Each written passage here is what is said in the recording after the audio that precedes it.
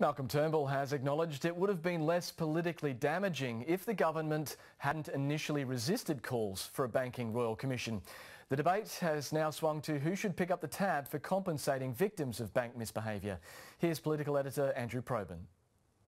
Admitting you might have got it wrong is never easy. You know, whichever way you want to analyse it, you can't live your life backwards. But the Prime Minister now concedes it would have been better had bank executives been in the dock earlier, politically at least. The government would have had less political grief if it had set up a Royal Commission 2 years ago.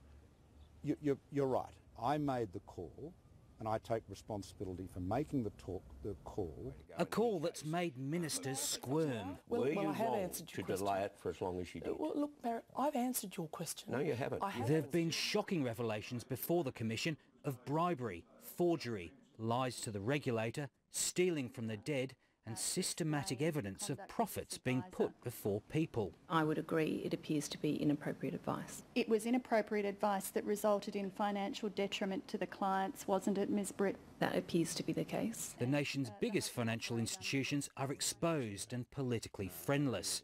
The competition watchdog says penalties for corporate misbehaviour must really hurt.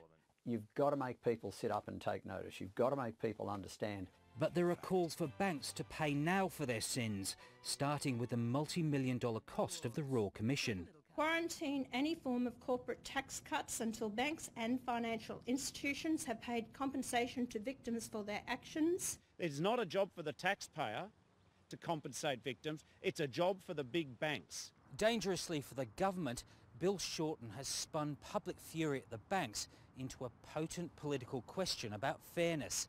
He's demanding the government abandon a plan to axe a pension supplement in the May budget, a document that will also lock in tax cuts for banks and other big corporates. It is wrong of Mr Turnbull to be taking $7 a week out of a pensioner's payment whilst he wants to give $13 billion to Australia's big banks. It's a crude equation, but in current circumstances, pitch perfect. Andrew Probyn, ABC News, Canberra.